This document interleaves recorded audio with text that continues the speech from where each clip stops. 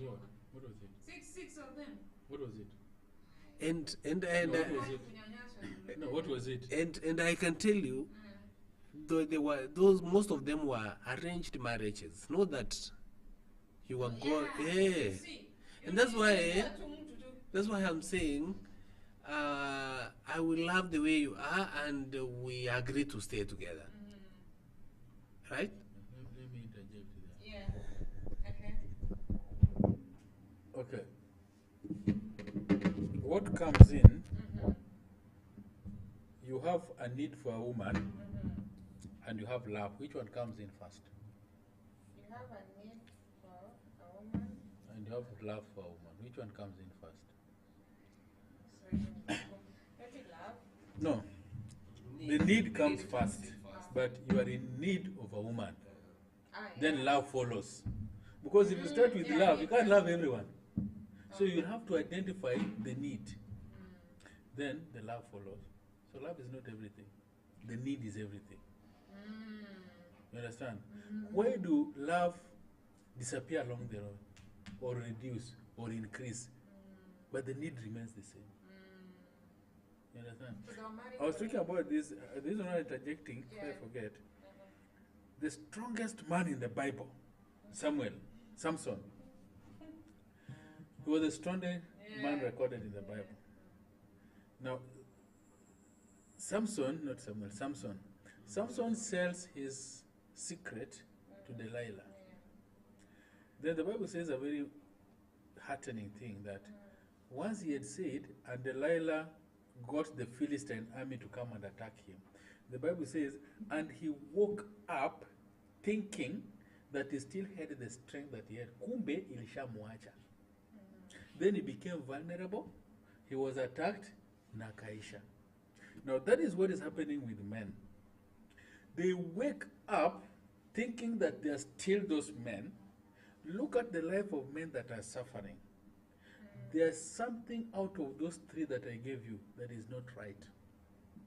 Because if you are a man and you have the power, the authority and responsibility, it is very difficult. Hizi mambo zikuingilia. Look at that other one. That, okay, it might be a very good example to give. The guy who hanged himself. Yeah. It was a broken marriage. Really? Yes. That was the story behind. Yes. It was a broken marriage. He had everything. There's one that this auditor in Westland from 16th floor came, parked his car in the basement, agenda office, and he jumped over the window. It was relationship issues. Why he didn't talk? Why he didn't talk? Because in his office, he's an audit manager with a very big audit firm. Outside, he was the guy, the darling of many. I wish I could reach that level. You hang out with your friends, they are almost like that level. They have some fake life that they are giving around, that you see down there like, I went with my wife the other day, what? He's not telling you why he took the wife out. Maybe they went out to mend fences. You will be like, I wish my wife could be like that, I wish you could go out. They're not telling you what transpired to that extent. So, if you look at it, there's something that is not right in the life of this man. That's why our fathers, our grandfathers, they could manage 6, 7 women. And everything is good because yeye ndiye alikuwa anakohoa na ana take care of that family. Akienda kuwinda, akileta na gawa vizuri. So there was no balance like, and then the first wife became like the manager. And a manager wengine. So kama kuna dispute, yeye ndiye anasolve. Ikimshinda, ifikie kwa yule mwanaume ni kiboko itatambaa hapo. Hakuna, yani ni kama Supreme Court. There's no, you will not take your wife to a baraza to do what? You don't even want people to know that you have problems in the home. So the first wife will take care of those. Yeah? And then, you will take care of the house and outside. The first wife will take care of the home and inside. And there was order. Understand? So, for men to start, I don't know, why are they crying? Me, if I want to talk, I talk. You look at your inclination. If you are a Christian, and you get your pastor or who, and your problem, kalisha chini mwambie, man of God, hii na niuma. Even if you are a man that goes out with friends and you are 5 or 6, get one person about amwambia, Brother John, kuna kitu ina man is good, and it is ABC. Even that guy who hanged himself, he had friends whom he was talking to. So he cannot. He had, yes. So it was not money. Shida, tunasema even the wife, she was not listening. You know, a man, when he's in problems and it's your husband, you tend to understand. Only you can see some changes. There are things that changes in him. Before you reach a point where to kill yourself, if your husband was observant, she was observant, she can realize there are things you are moody whenever you talk. There are things which are not right. And the other thing that I wanted to add to these issues, men not talking, all they are hurting with those feelings. The current ladies, the wives, should also be mentored in a way how to handle these men. They are too much empowered and they have violated the basic principles of understanding who a man he is.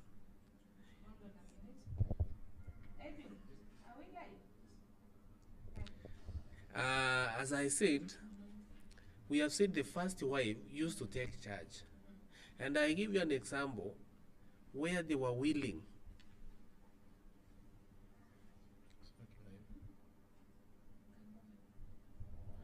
I was saying where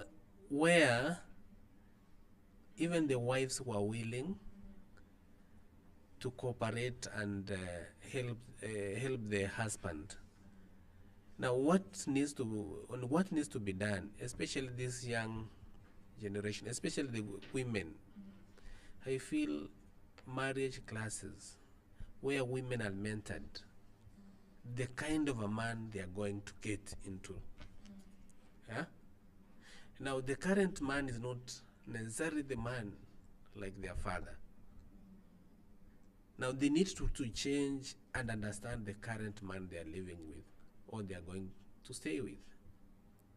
Because one of the things that is really, again, bringing issues, the trust issues, where a lady cannot, not even a lady, because the trust issues are now both gender in the current generation, which were never there. If we were there, not many cases in the old days. So while we are saying mentorship should be done, both the husband or both the men and the ladies on the other end, whenever they come to marriage, this institution, what do you expect? Yes, you expect a man to provide, but you are getting now a man who is not responsible. How do you handle? I think if that's the person you're married, how do you do?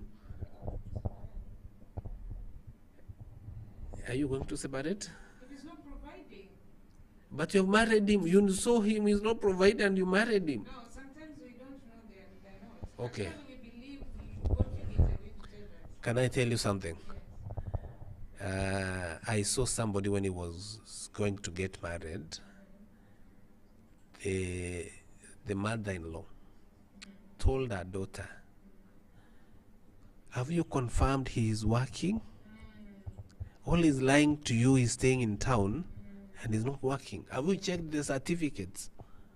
Why the mother-in-law, or why the mother of the daughter, why the mother-in-law, she was insisting on the lady to do these confirmations.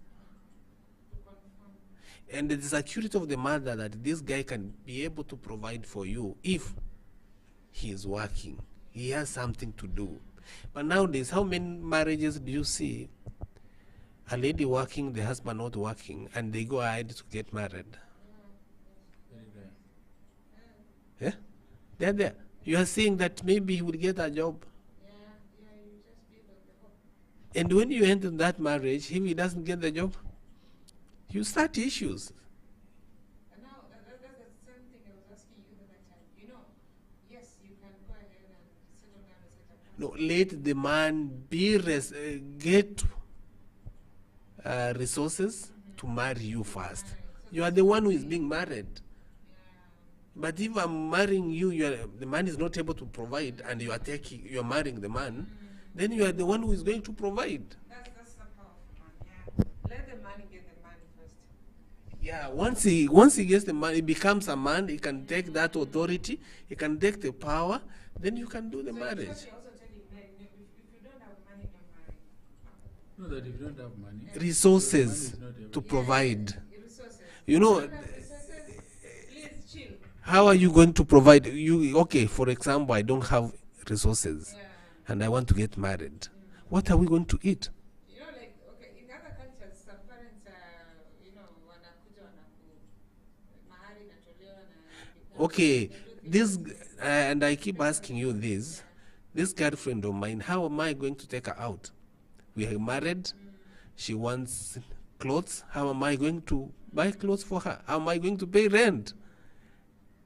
Those are realities. So apart from the fact that you say that men should find like the friends, the people that they can be able to talk, that is one thing. But also they should not put themselves in situations that can lead into like those depression or the places they cannot. Because let's say if somebody wants to get married, and as a man, and you don't have the resources, you instead of just finding yourself.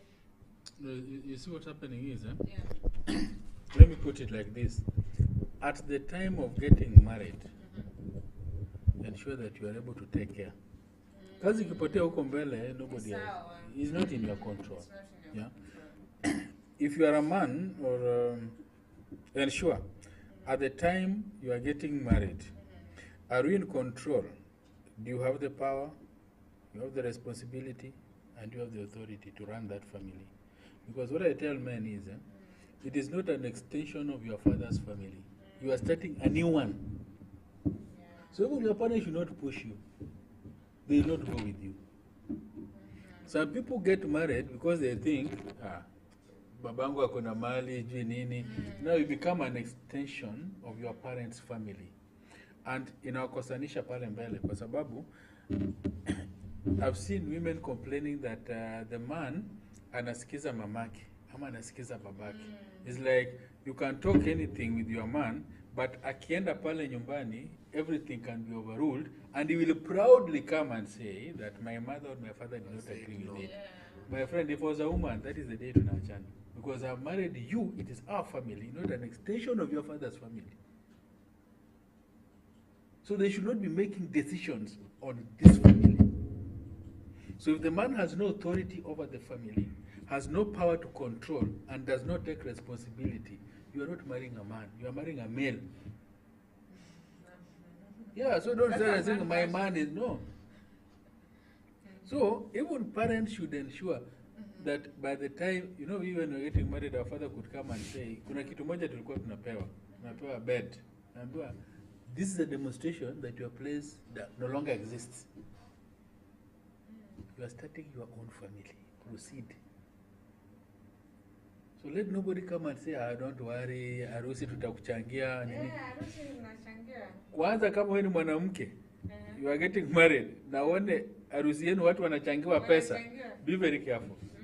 Because vile unachangiwa pesa kuolewa, utachangiwa vitu vingine pia. And it might be too late. Because if you, kama ulipeleka ng'ombe 10 na nilinunua moja, sio ni mke wetu. Or what makes you think is your own wife? Ulisaidia mahari. Yes, so ile ng'ombe nilinunua iko kwenu. I got with my money. So you are also my wife. I have a say in that marriage. So only that I think people are getting married out of peer pressure, or ile unajua yeye ndiye alikuja sijui nini. Yani there's some form of excitement. There's no critical analysis of the person you are getting married. Some people, they get married alone. Yani washaanza wamefika mahali that marriage is the next step. Not like this is where we want to start. Understand? So, but kitambo tu kwa na hii mambo ya juu mara unajaribu, somebody saying, have you dated? Umejuana? Miaka ngapi? Our parents never used to date. What are you dating? Because there's no single day you will understand a woman. Tunadate miaka mitano alafu tunakuja tunaoa. What are you doing in 5 years? Ati mnaelewana? 3 years. I know Wapatie people muda. who have dated for 6-7 years and they get divorced after 3 months. Because by the time you are dating, that is theory. Kila mtu ako kwake. I think that story we need to come and really break it down because Yeah, there's the a theory. lot. Anytime you're having someone like they expect within 3 months you guys Yes. you're moving together. How is that possible? You know, Because you see, unatakana mdate for 2 years minimum kitu. In those days, In those days. they were carrying them. I don't know, they pick it, it's natural thing. No. hata njiani inachukuliwa napelekwa nyumbani. So women should understand, why are we getting into this? Why are we getting into this marriage?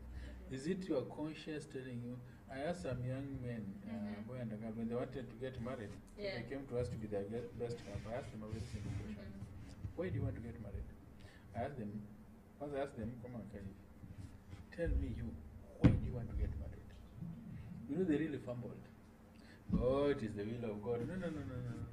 That should not be a reason to I marry. love. Are you sure God spoke to you and it is his will?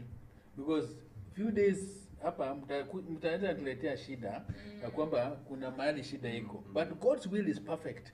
So you want me to come and sit you down to discuss God's will in your life? And that's So why tell I me, say why do you want to get married? love is a scam.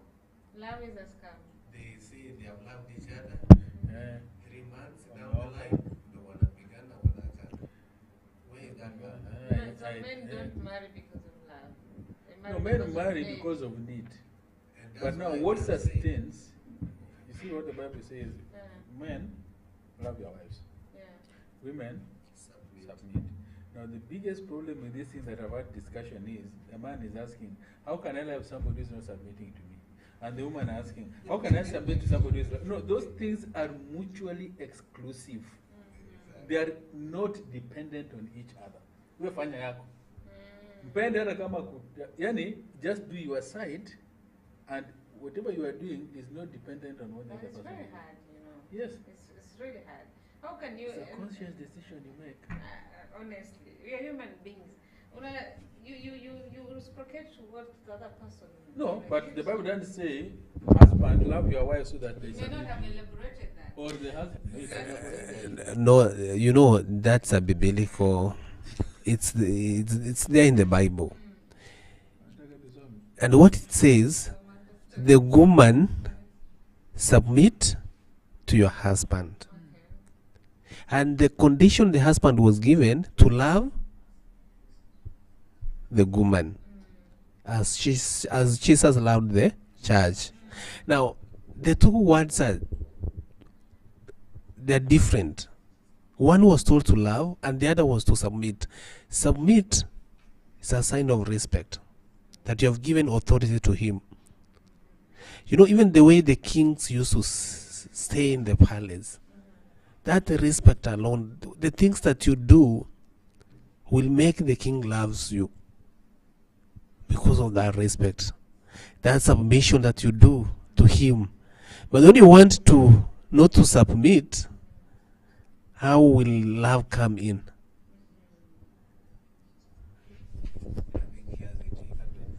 Oh, love. It makes me wonder. This is not a matter of exchange. That me nimekuja na love, wewe umekuja na commitment. No. When you are a man and you are getting into that marriage, you know one thing, you are required to love that woman. Yeah. Regardless. No, you are required to love her. And when a woman you are getting into that marriage, you are required to submit. But then we have said that men don't love. They actually. Tumesema kuhusu ni need no more than. No, the need. Okay, where does the need come from? The need came from the creation. It is not good for a man to be alone. Not that it's not good for a man to like somebody to love. No, it's not good. Mungu mwenyewe ndiye alisema it is not good for a man to be alone. So there was a need that was created that resulted in the woman being created because the man was lonely. So there was a need. not a matter of love. That loneliness. That loneliness was the need. Then Mungu akasema none was found that could satisfy that need that was in the man. So akasema I will now create to fill that. Lakini hakucreatiwa wawili, ni mmoja tu. No, the woman was created from the man. So it was the man that was created. Then Mungu akasema I will make him a helper good for him. That alikuwa mmoja. Skiza, well, there's a story that you can discuss from morning to evening. But for now, we are looking at where the context was bringing. Yeah. Now, there's a man created by God here. Wanyama wako wawili kila nini ABC, but the jioni anakaa peke yake. Na Mungu alikuwa anakuja jioni for fellowship. So the whole day the man was just alone. And he felt lonely. So God said, there's a need here that I need to fulfill in the life of the man. Now look at it.